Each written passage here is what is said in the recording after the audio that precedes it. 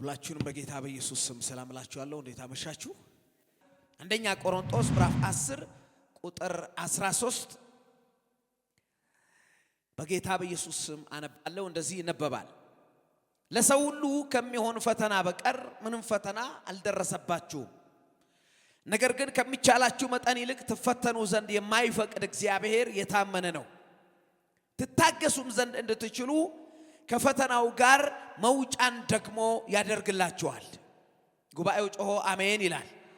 አሁን ያነበብኩላችሁን ቃል በአዲሱ መደበኛ ትርጉም በመጠነኛ በሆነ አማርኛ ሐሳቡን ስለሚተነትነው እኔ በሱ ላንብበው። እጃችሁ ላይ ካለ ጥሩ፣ ከሌለ ግን እኔን ታዳምጣላችሁ። ከሰው ሁሉ በላይ ከደረሰው የተለየ ፈተና አልደረሰባችሁም። እግዚአብሔር ታማኝ ነው። ስለዚህ ከምትችሉት በላይ እንድትፈተኑ አይተዋችሁ። ነገር ግን በምትፈተኑ ጊዜ ፈተናውን መታገስ እንድትችሉ መውጫ መንገዱን ያዘጋጅላችኋል። እስቲ የመጨረሻዋን ቃል ከኔ ጋር ድምጻችሁን ከፍ አድርጉና በሉ። መውጫ መንገድ በሉ እስቲ። ያዘጋጃል። አሜን። እጃችሁን ከፍ አድርጋችሁ ለኔ እንደዚህ በሉ። ለራሳችሁ መውጫ መንገድ ያዘጋጅልኛል። ድገሙ። መውጫ መንገድ ያዘጋጅልኛል። ጌታ ይባርካችሁ። አሁን የነበብኩላችሁን ክፍል በድጋሚ በተለይ ደግሞ በአዲሱ መደበኛ ትርጉም እጃችሁ ላይ ካለ ጥሩ፣ ከሌለ ግን በቀድሞ ባለው ትርጉም አንብቤዋለሁ። ሐዋርያው ጳውሎስ ስለ 3 መሰረታዊ ነገሮች ነው በዚህ ክፍል ላይ የሚናገረው። የመጨረሻውን ሁለቱን እንደ መርህ አስቀምጦ የመጨረሻውን ግን እንደ ትንቢት ነው የተናገረው። ስለዚህ በቀደም ተከተል እሱ ስለተናገረ እኔም በሐዋርያው ጳውሎስ ቀደም ተከተል በኩል ተናግሬ ወደ ትንቢቱ ገባለሁ። ደግሞ እንጸልያለን፣ ጌታ ይናገረናል። እዚህ ክፍል ላይ ሁለቱ መመሪያዎች፣ የመጀመሪያው በዚህ ትርጉም በሰው ሁሉ ላይ ከደረሰው የተለየ ፈተና አልደረሰባችሁም፣ ከዛ እግዚአብሔር ታማኝ ነው ብሎ የእግዚአብሔርን ታማኝነት ከምን ጋር ያያይዟል መሰላችሁ? ስለዚህ ከምትችሉት በላይ እንድትፈተኑ አይተዋችሁም አለ። የመጀመሪያው መርህ ሰዎች ሊያውቁት የሚገባው ነገር ከሰው የተለየ ነገር እንዳልደረሰባቸው ነው። ሁለተኛው ደግሞ ፈተና ሲመጣ እግዚአብሔር አምላክ የሚገርማቸው ነገር ሰዎች ከአቅማቸው በላይ እንዳይፈተኑ ፈተናውን እንደሚቆጣጠርላቸው ነው። ሶስተኛው ደግሞ ምንም እንኳን ከሰው የተለየ ነገር ባይደርስባቸው እግዚአብሔር የመጣውን ፈተና ቢቆጣጠረውም ቢይዘውም ነገር ግን በዛ ውስጥ እንዲቆዩ ስለማይፈልግ ከፈተናው መውጫ መንገድን እግዚአብሔር እንደሚያዘጋጅ ተንብዮ ነው ወደ ሌላ ሐሳብ ውስጥ የሚገባው። እኔም እነዚህን ሁለት ርዕሶች ወይም ደግሞ ሐሳቦች ከተናገርኩ በኋላ በመጨረሻው የእግዚአብሔር ቃል ትንቢት ተናግሬ ነው መጨረሻው። መውጫ ያዘጋጃል እንዳለ ጳውሎስ በዚህ ማታ በዚህ የትንቢት መንፈስ እግዚአብሔር ያገኛቸዋል። ቤት በኩል ብላችሁ መውጫ ባጣችሁበት ጉዳይ ላይ እግዚአብሔር ዛሬ ምሽት መውጫ ያዘጋጃል። የነብይ ቤት ነው፣ ትንቢት እንደምታምኑ አውቃለሁ። እጃችሁን ከፍ አድርጋችሁ መውጫ ይዘጋጃል በሏል። መውጣት ፈልጋችሁ ማምለጥ ፈልጋችሁ በጣም ነገር እንደ ግድግዳ በጣም ዝግ የሆነባችሁ ሰዎች በራሳችሁ ጥረት መውጣት ያልቻላችሁ እዚህ ድረስ ነው፣ ከዚህ በኋላ መንገድም መውጫም የለም ያላችሁ ዛሬ ማታ እግዚአብሔር ራሱ መውጫ መንገድ ያዘጋጃል። ፈተና ቢሆን ዕዳ ቢሆን ተግዳሮት ቢሆን እናንተ የተያዛችሁበት የማትፈልጉትን አትሞስፌር የምታመልጡበትን በር እግዚአብሔር ይሰራል። ስጩና ያዘጋጃል በሉ። አልሰሙም? ያዘጋጃል በሉ። በነገራችን ላይ ያዘጋጃል የስብከት ርዕስ ሳይሆን የእግዚአብሔር ስም ነው። ጌታ ቢረዳኝ ሌላ ጊዜ ስለ እግዚአብሔር ስሞች እናገራለሁ። ከእግዚአብሔር ስሞች መካከል በብሉይ ኪዳን ከተጠራባቸው ስሞች መካከል አንዱ ያዘጋጃል። ያህዌ ይርኤ ወይም ደግሞ ጆሆቫ ጃራ ማለት እግዚአብሔር ያዘጋጃል ማለት ነው። እግዚአብሔር ዛሬ ምንድነው የሚያዘጋጀው? መውጫ መንገድ። በፈተና ውስጥ ላሉ ባልተስማማቸው ሁኔታ ውስጥ እንዴት ነው ከዚህ ነገር መውጣው ለሚሉ ዛሬ ማታ ጆሆቫ ጃራ ይሆናል። እሴን የዕብራይስጥ ቃል ከኔ ጋር በሉ። ጆሆቫ ጃራ በሉ። ምን ማለት ነው? እግዚአብሔር ያዘጋጃል። አሜን። ይህን ክፍል የምታገኙ ዘፍጥረት መጽሐፍ ምዕራፍ 22 ላይ አብርሃም ከልጁ ከይስሐቅ ጋር ሞሪያም ተራራ ከደረሱ በኋላ በጣም አደገኛ ጥያቄ ጠይቆት እንደነበር ታስታውሳላችሁ። ምክንያቱም ወደ ሞሪያም ተራራ ለጉብኝት ሳይሆን ለመስዋዕት ነው ሄዱት። ይስሐቅ መንፈሳዊ ቤተሰቡ ስላደገ እያንዳንዱን የመንፈሳዊ ህይወት ቀደም ተከተል ስለሚያቅ ተራራው ጋር ሲደርሱ በአብርሃምና በይስሐቅ እጅ ላይ የነበረው እንጨትና ቢላና እሳት ነው። በዋነኝነት እነዚህ ሁሉ የተዘጋጁለት ቢላው እሳቱም እንጨቱም ያስፈልገበት ጉዳይ መስዋዕት ነው። መስዋዕት ካለ ደግሞ የሚሰዋ ነገር አለ።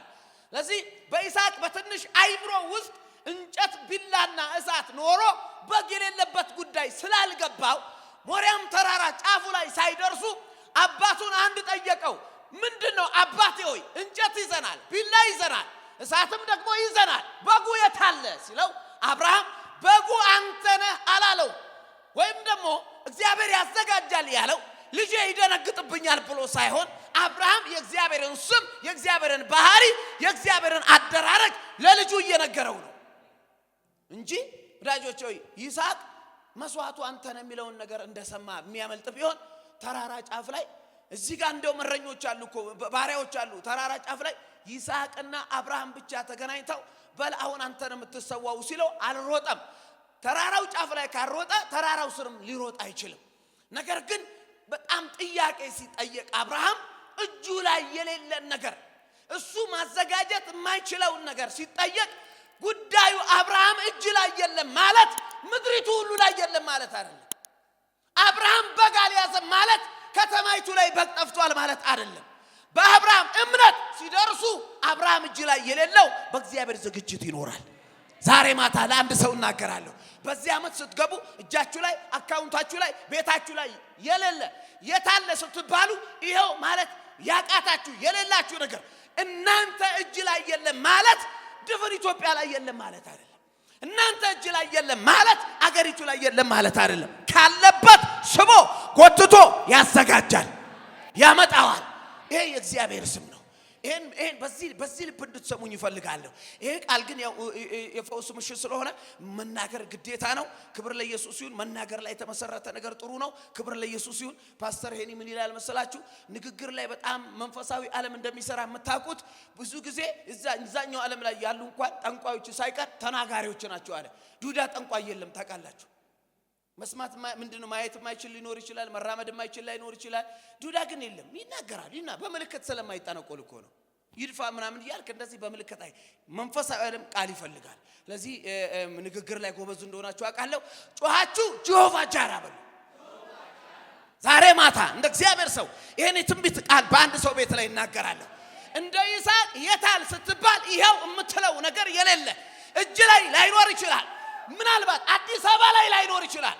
ኢትዮጵያም ላይ የምድር ጥግ ላይ ለምን አይኖርም? ጀሆቫ ጃራ ሶስት ሰው አሜን ብሏል። ጀሆቫ ጃራ ጀሆቫ ጃራ እግዚአብሔር ያዘጋጃል። እግዚአብሔር በረከቱን ያዘጋጃል። እግዚአብሔር መስዋዕቱን በግ ያዘጋጃል። እግዚአብሔር መውጫ መንገዱን ያዘጋጃል። መማር ፈልጋችሁ፣ ማገልገል ፈልጋችሁ፣ ማግባት ፈልጋችሁ የሆነ ነገር እጃችሁ ላይ የሌለ ባዶ የሆናችሁ የታል ስትባሉ ይሄው የምትሉት ነገር የሌለ እንደ እግዚአብሔር ሰው ልተነብይ መጥቻለሁ። እግዚአብሔር እንደዚህ ይላችኋል፣ ጀሆቫ ጃራ። እናንተ ብትሆኑ ምን እንደምትሉ አላቅም። ይስሐቅ ግን ምንድነው? አብርሃም ግን አባቴ ሆይ አለው። ዘፍጥረት ምዕራፍ 22 ቁጥር 6 ላይ እሳቱ ይኸው፣ እንጨቱ ይኸው፣ እንደገና ደግሞ ቢላው ይኸው፣ በጉስ ሲለው አብርሃም የእግዚአብሔርን መለኮታዊ አደራረግ የኖረበትን ህይወት ከበግ ሀገር ከዘመዶች ከአባት ቤት ተለይተ ውጣ ሲለው ምንም ነገር ሳይዝ ወጥቶ ምድረ በዳ ላይ ያበለጠገውን የእግዚአብሔር ባህሪ በአንድ አረፍተ ነገር ሲነግረው እኔ ከዚህ እግዚአብሔር ጋር ስኖር ሳሊስ ባዶ እጄን ወጥቼ የበለጠኩት በሱ ባህሪ ነው። ምን መሰላለው? አቤት እጃችን ላይ የለም አይደል? በጓ ስንደርስ ያዘጋጃል። ጀሆቫ ጃራ። በዚህ አብርሃም ማነው ሐዋርያው ጳውሎስም መጨረሻ ላይ ይሄን የእግዚአብሔር ባህሪ ለቆሮንቶስ ቅዱሳን መውጫ መንገድ እንደሚያዘጋጅ ተንብዮ ነው የጨረሰው። እኔም የምጸልየውም የምናገረውም በትንቢት መልኩ የመጣሁትም ይሄን ነው። ምንድነው ዛሬ መልእክት ካላችሁ መውጫ መንገድ ያዘጋጃል። መውጫ መንገድ በጣም ቀላል መስሏችሁ ከሆነ ተሳስታችኋል። በኋላ ላይ እንዴት እንደሚጠፋና አስቸጋሪ እንደሚሆን ከዚህ ቃል እንረዳለን። ግን መውጫ መንገዱ ላይ ለመድረስ ሐዋርያው ጳውሎስ ሁለት መሰረታዊ ነገሮችን አማኞች እንዲረዱ አስቀምጧል። በተለይ አንደኛው የብዙ ኢትዮጵያውያን ችግር ነው። ቁጥር 13 ላይ ገና ሲጀምር ፈተናን በተመለከተ ሁለት መመሪያዎችን ነው የሚሰጠው። ፈተናን በተመለከተ በዚህ በምድር ላይ ስትኖሩ የሚገርማችሁ ነገር ምንም ንክች የሚያደርጋችሁ ነገር የለም፣ ምንም እናንተን የሚነካ ነገር የለም የሚል ተስፋ አልሰጠንም መጽሐፍ ቅዱስ። በዓለም ሳላችሁ መከራ አለባችሁ፣ ግን አይዟችሁ ዓለምን ምን ብያለሁ ብሏል ኢየሱስ፣ አሸንፌያለሁ ብሏል። በተሸነፈች ዓለም ነው የምንኖረው። ሰይጣን ራሱ የስሙ ትርጉም የህይወት ዘመን ጠላት ማለት ነው። ግልጽ ነው አይደለ? ሰይጣን የህይወት ዘመን ጠላት፣ የማይሞት ጠላት ነው። ራሱ ሰይጣንን እኮ የምንለየው ሞተን ነው እኛ፣ እሱ ስለማይሞት። ገብቷችኋል አይደለ? በቃ መንፈሳዊ ጦርነትና ውጊያ ከዲያብሎስ ጋር ያለው የሚቋረጠው ይችን ዓለም ስንሰናበት። ብርቱ ጽኑ ተስፋ የማይቆርጥ ተዋጊ ቢኖር ዲያብሎስ ነው። 50 ዓመት በእግዚአብሔር ቤት ካላችሁ 50ውንም ዓመት ይዋጋቸዋል። ምክንያቱም ስሙ ራሱ የህይወት ዘመን ጠላት ነው። አነስ ባለ ህብረት ውስጥ ስለ መንፈሳዊ ውጊያ ደህንነት ልጆችን ሳስተምር እኔ ተወልጄ ያደኩበት ሰፈር ጨርቆስ ይባላል። ትንሽ ጠንካራ ሰፈር ነው፣ የዱርዬ ሰፈር ነው እና እዛ ማቀው ልጅ ነው ጌታ ኢየሱስን ተቀብሎ ደህንነት ያስተማርኩት እና ብዙ ዘመኑን በድብድብ ነው ያሳለፈው። በጦርነት በሚባል መልኩ በግሩፕ ጠብ ነው ያሳለፈው። ያልተወጋበት ያልተፈነከተበት የሰውነት ቦታ የለም እና ምናልባትም ወደ ጌታ ቤት የመጣው አረፍ ለማለት ነው። በቃ ሰው ከሚገለው ወይ እሱ ሰው ከሚገል ምን ይሻላል ተብሎ ጴንጤ ሁን ተብሎ ነው ጌታን እየተቀበለ ያለውና አሁን መስማት የሚፈልገው ትምህርት ከፊት ለፊቱ የረፍት የህይወት ምንም ኮሽ ባይልበትን ነገር ነው። እኔ እሱ እንደዛ እንደሚያስብ ሳላቅ ዛሬ ምን ማረው ስለ መንፈሳዊ ውጊያ ነው። ውጊያ ባል ነገር አለ እዚህ ቤትም ብሎ ማለት ነው። እኔ ውጊያ ለማምለጥ መጥቼ ለዛው የማይቆም ውጊያ፣ የማይቋረጥ ውጊያ ኃይላት፣ ስልጣናት፣ ገዢዎች ከሚባሉ ጋር ነገር ነው ሳስተምር ግራ ገብቶት አስቀድሜ ስለ ኢየሱስ የስም ኃይል ስላስተማርኩኝ እንደው ፓስተር የሚቻል ከሆነ አለኝ እነዚህ ይዋጉናል የተባሉ መናፍስቶች በሙሉ ጥርግርግ አድርገን ሲኦል ከተን ቆልፈን ብንገላገልስ፣ ውጊያ የሚባል ነገር ባይኖርስ፣ ያንዳንዱን ነገር አምጥተን ዝግት አድርገን ፈተና የሚባል ነገር የለ፣ ጾም ጸሎት የሚባል ነገር የለ፣ ውጊያ የሚባል ነገር የለ፣ እርፍ እንደዚህ አይነት ህይወት አለ ኢየሱስ ሲመጣና ሲወስደን። እስከዛ ድረስ ግን እየተዋጋን እንኖራለን። ስለዚህ ፈተና የሚባል ነገር የሚቀር ጉዳይ አይደለም ወዳጆቼ። እዚህ ክፍል ላይ ሐዋርያው ጳውሎስ ስለ ፈተና ሁለት መሰረታዊ ነገሮች ያነሳል። አንደኛው ስትፈተኑ፣ በዚህ ምድር ላይ ስትኖሩ ስትፈተኑ እንደዚህ አስቡ። አማኝ በፈተና ውስጥ ሲያልፍ እንደዚህ ነው ማሰብ ያለበት። እንዴት ብሎ ነው ማሰብ ያለበት? ፈተናው ከሰው የተለየ አይደለም። በቃ ቁጣችሁን ወቁ። እዚህ ክፍል ላይ ምንድነው የሚለው? ከሰው የተለየ ፈተና አልደረሰባችሁ። እንደው አደራችሁ አላስብላችሁም። ከዚህ በኋላ በሆነ ቃል ገባላችኋል። ከተቸገርኩ ራሱ 130 ጊዜ ነው ማስባብላችሁ። አጠገባችሁ ያለው ሰው በትልቅ ፈገግታ ከሰው የተለየ ነገር አልደረሰብህም ማለት። አንዳንድ ሰው አይፈልግም በምንም ታምር እኔም አልፍበትን ማንም አልፍበትም ካላለ ደስ ማይለው ሰው አለ። እኔ የገባሁበት እኔ ያለሁበት ብሎ የሱን ነገር ለየት ማድረግ የሚፈልግ ሰው ከምስራቅ አፍሪካ አንደኛ የሆነ ነገር ውስጥ የሚያልፍ ማለት ነው። በቃ ችግሩ ሲያንስ፣ ችግሩ ኖርማል ሲሆን፣ እሱ የሚያልፍበት አይነት ሌሎች ሰዎች እንደሚያልፉ ሲረዳ ልክ አይደለም ብሎ የሚያስብ ሐዋርያው ጳውሎስ የሚገርማችሁ ስለሱ ህይወት ስላለፈበት መንገድ እንዴት የወንጌል አገልግሎት ዋጋ እንዳስከፈለው ማወቅ ከፈለጋችሁ የሁለተኛ ቆሮንቶስ ምዕራፍ 11ን አንብቡ። በጣም በብዙ ተግዳሮት ውስጥ ሰውየው በቃ ቀንም ሌሊትም መንገድ ላይ ባህር ላይ ወንዝ ውስጥ ፈራ ነበር የሚል ሰው ነው። ህይወቱን በፈተና በመከራ በችግር የኖረ ሰው ነው። ግን አንድም ቦታ ላይ ችግሮቹን አተልቆ ችግሮቹን አስፈሪ አርጎ የማይወጣበት ነገር ውስጥ እንደገባ አርጎ ጽፎ አያውቅም። ሁሉ ጊዜ እድል ሲያገኝ በወደደን በሱ ከአሸናፊዎች እንበልጣለን ነው የሚለው። ከደረሰበት ይልቅ የደረሰለትን ነው የሚያጎላው። እንደው በእስያ ያለን በውስጣችን የሞትን ድምጽ ሰምተን ነበር። ነገር ግን ጌታ ይሄን ከሚያልሞት አዳነን፣ ደግሞም ወደፊትም ያድነናል። እንዲህ ነው የጌታን ታላቅነት የጌታን ኃያልነት። የሚገርማችሁ ነገር የደረሰለትን እጅ ምሕረቱን በጎነቱን በመወደዱ ያገኘውን በረከት እግዚአብሔር ለሱ እንዴት እንደተዋጋለት ሮሜ ምዕራፍ 8ን አንብባችኋል። እግዚአብሔር ከኛ ጋር ከሆነ ማን ይቃወመናል የሚለው ሰውዬ እኮ 40 ቀን ጾምና ጸሎት እሱን ካልገደልን እህል አንቀምስም በሚሉት መሃል እሱ ግን የሚገርማችሁ ነገር አቤት የከበቡኝ፣ አቤት የወረሩኝ፣ አቤት እኔ ላይ የሚያዟዙሩት ከማለት ይልቅ ከኔ ጋር ነው እሱ ማንም አይቋቋመኝም። ከፊቴ ያለውን ለመያዝ እዘረጋለሁ የሚል ሰው ነው። አንድም ቀን የደረሰበትን አጉልቶ በጣም ትልቅ አርጎ የሚገርማችሁ ነገር ጴጥሮስ ምን አለበት እኔም ማልፍበትን ቢያይ አለ ብሎ አያውቅም። ማቴዎስና ዮሐንስ ምን አለባቸው ኢየሩሳሌም ተቀምጠው እኔም ማልፍበትን ብሎ አያውቅም። ስለዚህ አማኞች ሲፈተኑ ፈተናውን የሚያልፉበት የመጀመሪያው መንገድ ከፈተናው የሚወጡበት ጸጋ በረከት ከመለቀቁ በፊት መረዳት በረከት ነው። ሰምታችሁኛል? አንድ ሰው ኩላሊቱ ላይ ያለው በሽታ ከመነቀሉ በፊት ኩላሊቱ እሱ ላይ እያለ ከእግዚአብሔር ጋር ያለውን ህብረት የሚጠብቅበት ዕውቀት ራሱ ፈውስ ነው። ችግር ውስጥ ሲገባ አንድ ሰው ኢሚዲየትሊ ስለ ችግሩ መለኮታዊ ፈጣን መልስ ባለመምጣቱ ወዲያው ከእግዚአብሔር ቤት ይጎላል። መከራ የሚገርማችሁ ነገር ወደ እናንተ ከመጣ በኋላ በእግዚአብሔር ላይ ያላችሁን ፍቅር፣ በእግዚአብሔር ላይ ያላችሁን ትጋት፣ በእግዚአብሔር ላይ ያላችሁን እምነት ይፈረካክሰዋል። ታስታውሳላችሁ አይደል? ከኢየሱስ ጋር ወደ ጥብርያዶስ ባህር ዳርቻ እየሄዱ የነበሩ ደቀ መዛሙርቱ ያ ብርቱ አውሎ ንፋስ ታንኳይቱን ሲያናውጣት እና ሊሞት ጫፍ ሲደርሱ ኢየሱስን የቀሰቀሱት ደርሰናል ብለው አይደለም። ምን ብለው ነው? ከኔ ጋር ናቸው አይደል? አልቀናል ብለው ነው። አሁን እውነትን እንናገር፣ እነዚህ ሰዎች ወይ ቁጥር አይችሉም ወይ ፍርሃቱ በጣም ጎርቷቸዋል እንጂ 12 ደቀ መዛሙርት ታንኳይቱ ውስጥ ገብቶ አልቀናል ብሎ መጮ አንድም ምንም ሳይሆን ፍርሃት ነው። አልቀናል 9 ገብተው 3 ሲቀሩ ነው። አልቀናል 6ቱ ሻርክ በልቷቸው 9 ሲቀሩ ነው። አለቅን ብቻ አይደለም እኮ ስናልቅ ግድ አይልም። እኛ እዚህ ሻርክ እንዳይበላን እንታገላለን። እኛ ማዕበሉም እንዳይወስድ አንተ ተኝተሃል እና በዚህ ማዕበልና ጭንቅ ውስጥ እንደዚህ የተኛው የኛ ጉዳይ ግድ ስለማይሰጥ እንጂ ይተኛል በዚህ ሰዓት።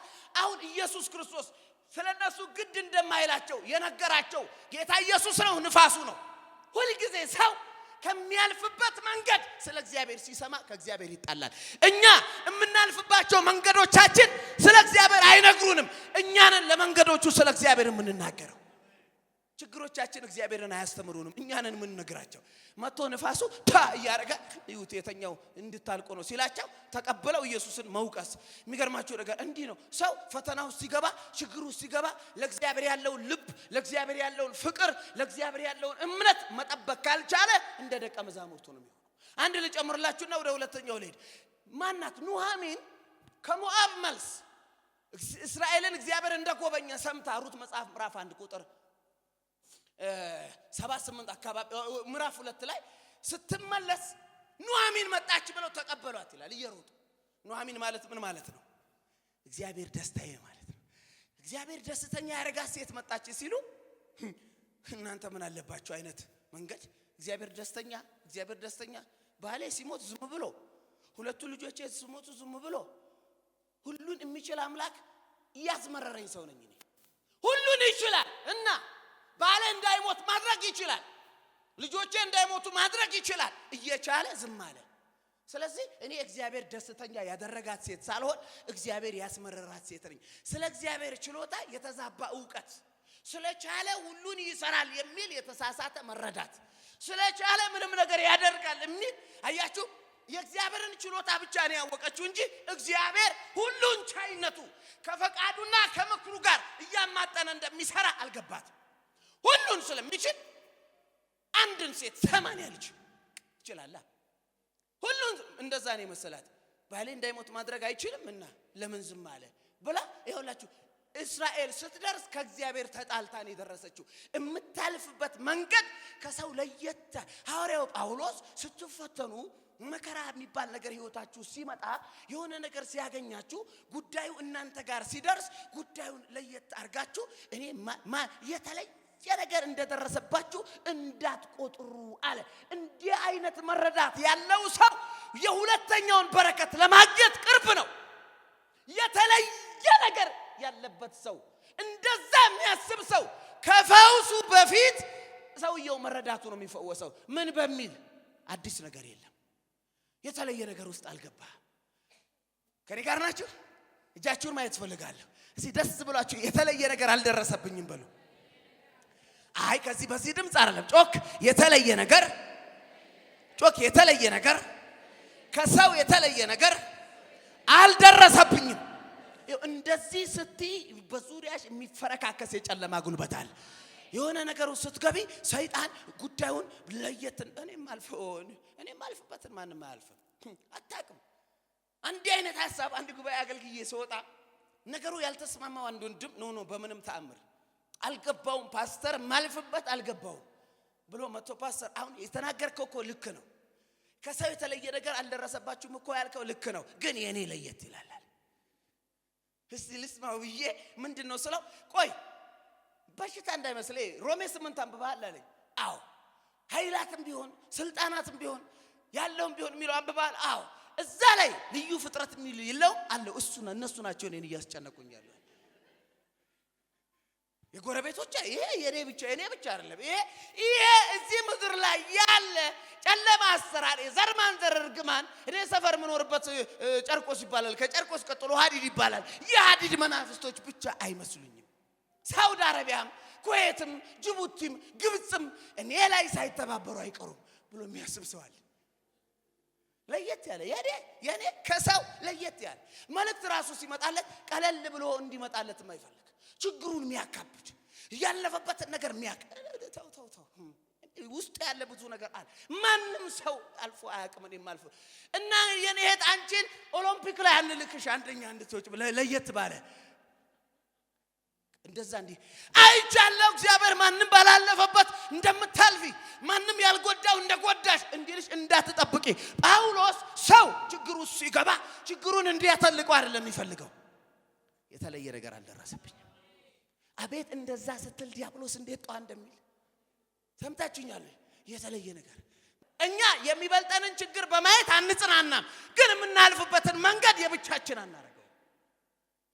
አንዳንድ ሰው እናቱ ከሞተች አለቀ። አረ ወንድሜ 12 ዓመት እናቱ ሞታ ሳገለግል የሆነ ነገር እዳው ውስጥ ከገባ 2 ወር የቤት ኪራይ ካልከፈለ አለቀ በቃ ምድር እሱ ላይ ተደፋ። ጎረቤትን ብትጠይቀው 9 ወሩ ከከፈለ የሚገርም ነገር። ትምህርት ተመርቆ 2 ወር ስራ ካልሰራ ወይኔ ጉዴ ልሞት ነው ይላል። እስቲ ጠይቅ ሰዎችን 2 ዓመት ያልሰራ ሰው ምንድነው አንተ ጋር ለብቻ የሚሆነው? ምንድነው አንተ ብቻን እያጠቃ ያለ ነገር? ብቻን ከህንዱ ቃኖስ ውስጥ እየመጣ እየተዋጋ ያለ ነገር? ብቻን የምታልፍበት ነገር ምንድነው? ከሰው የተለየ ነገር አልደረሰብኝም የሚል መረዳት በረከት ነው። ሰይጣን ሁሌ የእናንተን ችግር ትልቅ አንቺ የምታልፊበት እነሱ ደስ ብሏቸው ነው የሚዘሉት፣ እነሱ ደስ ብሏቸው ነው የሚጮሁት፣ እነሱ ደልቷቸው ነው እንደፈለጉ የሚሆኑት። እናንተ ምን አለባችሁ? እኔ ብለን ታውቃለች እንደማውን ቀዝቀዝ ብዬ ነው እንጂ በጣም ነበር ምሯሯጣው። ስሯሯጥ ደስ ብሏት አንዲት እናት ደስ አልከኝ መድረክ ላይ ስትሯሯጥ ምን አለብህ አንተ አለች። የሚገርማችሁ ነገር እኔ ያለብኝን ብነግርሽ 3 ደቂቃ በልሳን መጸልዩ። የሚገርምሽ ነገር ምን አለበት? ምንም የሌለብን ምናልፈበት የነሱ ብቻ የለብቻቸው ችግሩ ለብቻቸው ማንም ማያልፍበት ልዩ እርዳታ የሚያስፈልገው ከሰማይ ሚካኤልም ገብርኤልም ራሱ ቢመጡ ማይፈታም ይመስላቸው በጣም ራሳቸውን ረቀቅ ጠለቅ ውስብስብ ባለ ችግር ውስጥ እንደሚያልፉ የሚያስቡ ይሄ ራሱ አንደኛ ውጊያ ነው። ይሄ ራሱ አንድ መፈወስ ያለበት ነገር ነው። ጳውሎስ ከሰው የተለየ ነገር አልደረሰባችሁ። እንደዛ ብሎ ማሰብ እንዴት በረከት ነው። ሲያምሽ ለብቻሽ ሆነ፣ ችግሩ ስትገባ ለብቻ የሆነ ነገር ስታልፍ እንደዛ ካለ ሰይጣን እንደዛ እንድታስብ እየተዋጋ ነው እንጂ አንተ ከምታልፈው የበለጠ የበረታ ከዛም በባሰ ሁኔታ የሚያልፉ ሰዎች አሉ። ምታልፍበት ለሰዎች ብታወር እንደዛ ነው እንደ የሚሉ ማለት ነው። የኔን ብትሰማ የሚሉ ብዙ አሉ። ስለዚህ ብዙ ጊዜ ሰዎች እንደ ኑሐሚን ይሆናሉ። በቃ ከእግዚአብሔር ጋር ይጣላሉ። ለምንድነው የቻለ ዝም የሚለው? ለምንድነው ሊረዳኝ የቻለ ዝም የሚለው? እኔ ማልፍበት የተለየ ነው። እኔ ማልፍበት ወጣ ያለ ነው። እኔ ማልፍበት ወሰብሰብ ያለ ነው። እዚህ ጉባኤ ውስጥ የኔን ችግር የሁሉ ቢደራረብ አይደርስበትም። ከዘር ማንዘር ለየት ያለ ነገር ውስጥ ነው ማልፈው ብሎ ማሰብ ወዳጆቼ ከመፍትሄው ብዙ መራቅ፣ ከፈውስ ብዙ መራቅ ነው። ለፈውስ የተዘጋጀ የእምነት መንገድ የመጀመሪያው ሐዋርያው ጳውሎስ ምን ይላል? የተለየ ነገር አልደረሰብኝም። እኛ ትልቅ የምናረገው እጁን እንጂ የደረሰበት ነገር አይደለም። ምህረቱን እንጂ በጣም አግዝፈን በትልቁ የምናወራለት ችግር የለንም። በትልቁ የምናወራለት አምላክ አለ። ሲከኔ ጋር ጮና በጣም በትልቁ ማወራው በሉሲ ስለ ችግሮቼ ሳይሆን ድገሙ፣ ስለ እግዚአብሔር ነው። የተለየ ነገር አልደረሰብኝም፣ አይደርስብኝም። ሃሌሉያ። በቃ ኢየሱስ ጌታ ነው። እኛ ታውቃላችሁ እቺን ልናገር ወደ ሁለተኛው ሊድ ከዚህ በኋላ ሁለት ነጥቦች ስላለ ቢሆንልን ብዙ ሰዎች ላይ ያየሁት ለየት ያለ ቤት ውስጥ ብንኖር ደስ ይለናል። ከሌ የሚኖርበት ቤት ማንም እኮ አይኖርበትም ቢባል ቢሆንልን እኛ ያልነዳነውን መኪና ሌላ ሰው ያልነዳነውን እኔ መነዳት መኪና ማንም አይነ ብንል ደስ ይላል። እሺ ቆይ እኔ የምነዳውን መኪና ማንም ካልነዳው በሱ መበለጥ ካቃተኝ እኔ በእግር የምሄደውን ማንም በእግር አይሄድም ብዬ በእግረኛ አንደኛ መሆን አለብኝ እንዴ? ሰው በብለሲንጉ ከፍ ማለት ካቃተው በችግሩ አንደኛ መሆን ይፈልጋል። ሽልማት የለውም ወዳጆቼ ሆይ። ችግሮቻችሁን ከሌሎች ሰዎች ጠለቅ ወሰብ አንደኛ ማረክ እሱ ሽልማት የለው፣ እንደውም መራቅ ነው በጣም ለእግዚአብሔር እርዳታ። ይሄ ሰውዬ ወዳጆቼ 5 ጊዜ ሞተ ብለው የተውት ሰውዬ ትንፋሹን ቼክ አድርገው በባህላዊ መልኩ ሞቷል ብለው ሲተውት ደሙን ጠራርጎ የሚገርማችሁ ልብሱን ቀዶ የሚፈስ ሰውነቱ ላይ አስሮ ለኮንፈረንስ የለበስኩትን ልብስ አበላሹ ብሎ አራግፎ ሄዶ ቸርች የሚተክል ሰውዬ አንድም ቀን ችግሮቹን ትልቅ ሳያረግ ሲመክር እንደዚህ ይላል፣ ሲደርስብህ የተለየ ነገር እንደደረሰብህ እንዳታስብ። እኔ አንተ ወንድም ጳውሎስ ራሱ ሰዎችን ሸሽቼ በባህር እየሄድኩ የምፈራው ነገር በቀን በሌሊት ፍርሃት ነበረብኝ። ከአይሁድ ከአሕዛብ ፍርሃት ነበረብኝ። በዚህ ሁሉ ግን እያለ ስለወደደው ነው የሚናገረው። አንደበቶቻችሁ ላይ የሚከብደው ኢየሱስን ብቻ ይሁን። ለሰዎች ስታወሩ በጣም ረጅም ሰዓት የሚወስድባችሁ ኢየሱስን ብቻ ይሁን። የሚወጋችሁን ተሟረተባችሁን የሚወረውርባችሁን ለየት አርጋችሁ ከማውራት ይልቅ ፈውስ ያለው የእግዚአብሔርን በረከት እንደዛ ማውራት ነው። ሁለተኛው ልናገር። ሁለተኛው ደግሞ በጣም ደስ የሚላችሁ የሁለተኛው በረከት ነው። ከሰው የተለየ ፈተና አልደረሰባችሁም ካለ በኋላ እግዚአብሔር ታማኝ ነው አለ። ሲጉባኤው ጮህ ከኔ ጋር እግዚአብሔር ታማኝ ነው ይበል። አሁን ከደረሰብን ፈተና ጋር የእግዚአብሔር ታማኝነት ያያዘበት መንገድ ስለዚህ አለ ከምትችሉት በላይ እንድትፈተኑ አይተዋችሁ። ይሄ ተስፋ ነው። አሜን ያስብላል። ሃሌሉያ። እጃችሁን ከፍ አድርጉና ከምችለው በላይ አልፈተንም በሏ። ይኸውላችሁ ፈተና ከባድ የሚሆነው ፈተና ስለሆነ ብቻ አይደለም፣ ከአቅም በላይ ከሆነ ነው። ከአቅም በላይ ከሆነ የሚሞቱ ሰዎች፣ ራሳቸውን የሚያጠፉ ሰዎች፣ መርዝ የሚጠጡ ሰዎች እንደው ከመሞታቸው በፊት የጻፉትን ወይም ያለፉበትን ብትጠይቁ እንደዛ አይነት እርምጃ ውስጥ የከተታቸው ፊት ለፊታቸው በእነሱ ፋይናንስ፣ በእነሱ ዕውቀት፣ በእነሱ አቅም ልክ ሊቋቋሙት የማይችል ፈተና ሲመጣ ነው። ሰዎች ራሳቸውን የሚያጠፉትና ለፈተናው ራሳቸውን አሳልፈው የሚሰጡት ፈተናው ከነሱ ቁጥጥር ሲወጣ ነው። አንድ ተስፋ አለ በአማኞት ውስጥ። በምድር ላይ ስንኖር ሰው የደረሰበት ቢደርስብንም እንደሰው ግን እኛ ጋር ለየት የሚያደርገው ነገር አንድ ነው። የደረሰብን ነገር ከኛ ቁጥጥር ከኛ አቅም በላይ እንዳይሆን የሚቆጣጠር አለ። ቆይ በረምብ ልንገራችሁ ባካችሁ። አጠገባችሁ ያለውን ሰው ከልክህ በላይ አትፈተኑ በሉት። እግዚአብሔር ታማኝ ነው በሉት። አረ አሜን። እጃችሁን ከፍ አድርጉና እግዚአብሔር ታማኝ ነው። አልሰማም። ለቀቅ አድርጋችሁ እግዚአብሔር ታማኝ ነው። በዚህ በኩል ያላችሁ ጩና እስቲ እግዚአብሔር ታማኝ ነው በሉ። አይዟችሁ። ፈተና የሚባለው ነገር ቢመጣ፣ ችግር የሚባለው ነገር ቢመጣ እኛ በር ጋር ሲደርስ የሚቆጣጠር ፈተናው ከኔ አቅም በላይ እንዳይሆን የሚያደርጋለ። ጳውሎስ እንደዚህ ነው የሚለው፣ ከአቅማችሁ በላይ እንድትፈተኑ። እዚህ ጋር አይቷችሁም የድሮ ትርጉም ደግሞ አይፈቅድም ይላል። ሃሌሉያ። ዝም ብሎ እንደተከፈተ ቤት እንደ ጎርፍ እየተንደረደረ ያም ችግር፣ ያም መከራ፣ ያም ዕዳ፣ ያም በሽታ ዘው አይልም። እኔ ቤት ላይ የኔን አቅም የሚያውቅ አቅሜን የሚቆጣጠር አለ። ሃሌሉያ። ዲያብሎስ መፈተን ብቻ አይደለም ስራው፣ ፈተናን ከአቅም በላይ ማድረግ። ከአቅም በላይ ፈተና። እኔ ከአቅም በላይ ፈተና የገባኝ ነብይ 3ኛ ክፍል ሆኜ ነው። ዋሊያ ትምህርት ቤት ነው የተማርኩት። ዋሊያን የምታውቁ ካላችሁ እና ጨርቆስ ውስጥ ያለ አደገኛ ትምህርት ቤት ነው። ክብር ለኢየሱስ ይሁን። ለምንድነው ዋሊያ አደገኛ የሆነው? 3ኛ ክፍል ሆናችሁ በዚህ በኩል ያለውን የ5ኛ ክፍልን ትምህርት የመከታተል እድል ይሰጣችኋል። ቆርቆሮ ስለሆነ ትምህርት ቤቱ ኢየሱስ ጌታ ነው። ገብቷችኋል? ዕብራይስጥኛ ነው።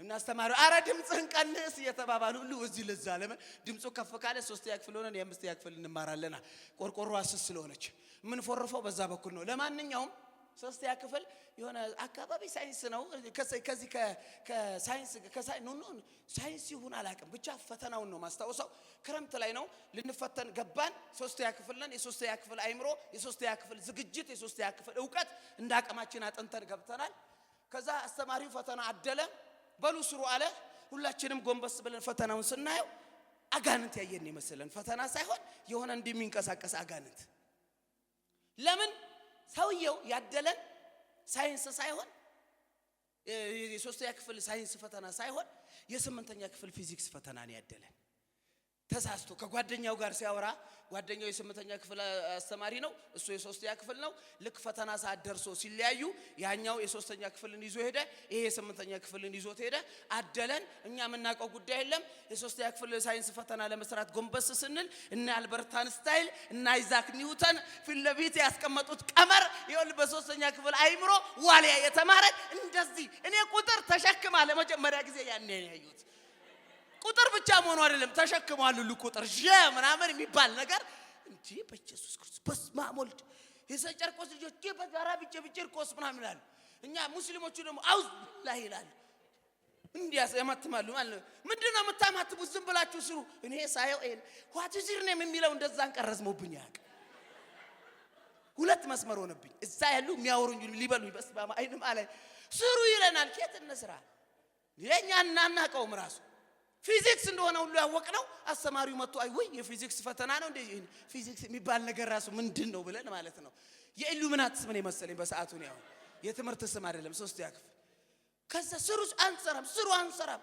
ማን ይስራ ደንግጠን እናንተ ልጆች አሰሩም ሰዓት እየሄደ ነው ብሎ ፊት ለፊት ወዳሉ ሲመጣ ወይ ልጆቼ ይቅርበሉ ለካ የስምንተኛ ክፍል ፊዚክስ ፈተና ነው እግዚአብሔር ይመስገን እኛ አይደለም እንዴ መለስን ዛሬ ድረስ እኔና ፊዚክስ እንደ አጋንንት እየተያየን ነው የምናወራው አሁን ልጆች የራሱ የሚገርማቸው ነገር የቤት ስራ ሲያመጡ ፊዚክስ ከሆነ እናትየው ነው የምታሰራው መንፈሳዊ ጥያቄ ሲሆን ወደኔ ያምጡ ክብር ለኢየሱስ ይሁን መንፈሳዊ ነገር ሲሆን ወደኔ ያምጡ ቅንፍ ያለበት ነገር የሆነ ነገር ቁጥር ተሸክማ ከሆነ ወደ እናታችሁ ክብር ለኢየሱስ ያኔ ደንግጬ አሁን ስራ እንዴት ነው የምንሰራው መፋጠጥ ካቅም በላይ ነው ወሰደው ሰውየውም ለካ እዛ ሶስተኛ ክፍል ግራ ገብቶታል ስምንተኛ ክፍል ተቀያየረ ልክ የሶስተኛ ክፍሉ ሲመጣ ደስ አለን ኢየሱስ ጌታ ነው የጓሮ አትክልት ይላል ባይኖረንም ጎመን ብለን እንመልሳለን የቤት እንስሳት ይላል አይጥ ብለን እንመልሳለን እኛ ሰፈር አይጥ የቤት እንስሳ ስለሆነች ተመልከት እንግዲህ ባቅማችን ነው አሁን ደስ እየተፈተንን እንደሆነ ሁሉ አሁን ገብቶናል በረም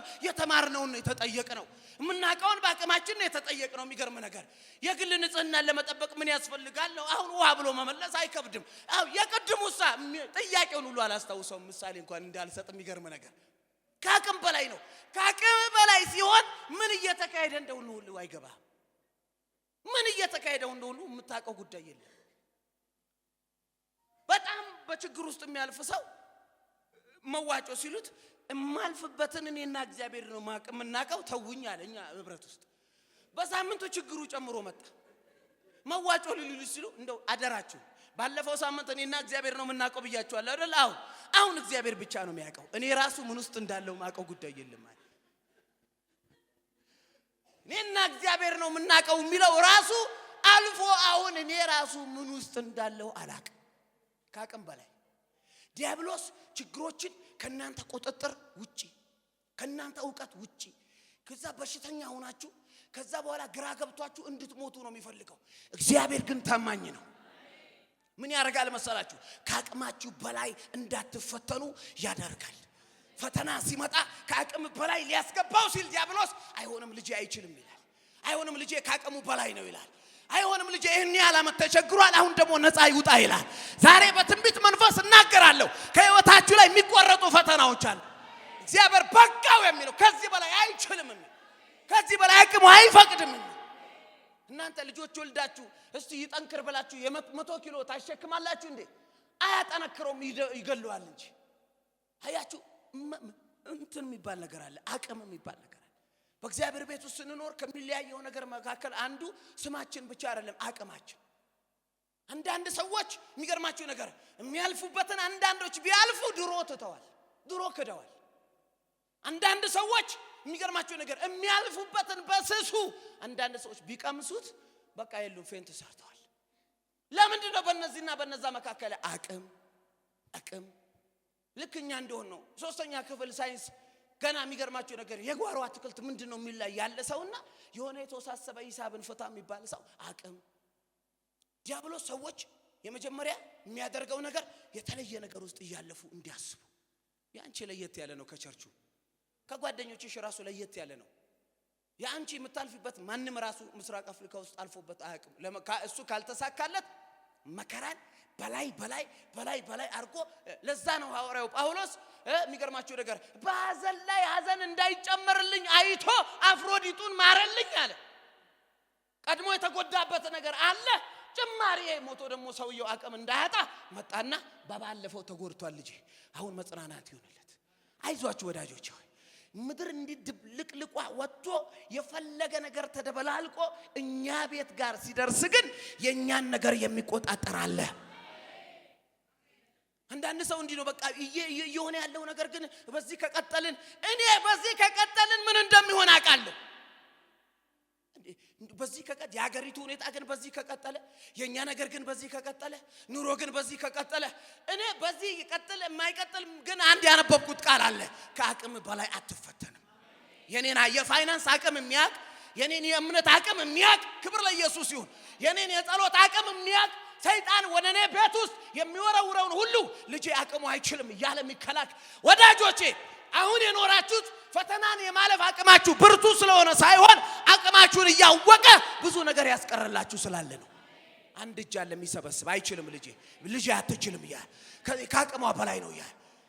እቺ ልናገርና ወደ መጨረሻው ሊል ከዛ እንጸልይ። ታስታውሳላችሁ ጴጥሮስ አንድ ጊዜ በጣም ብዙ ለመናገር ሲሞክር እንደውም እነዚህ ሁሉ ቢክዱን ያልክድም እያለ ኢየሱስን አጠገቡ እንደሚገኝ እንደውም እሱ ራሱ ባይሰቀል እያለ ጌታ እንደዚህ ያለው ስምዖን ጴጥሮስ ሰይጣን እንደ ስንዴ ሊያበጥራችሁ ፈለገ፣ እኔ ግን ስላንተ አብዝቼ ማለድኳል።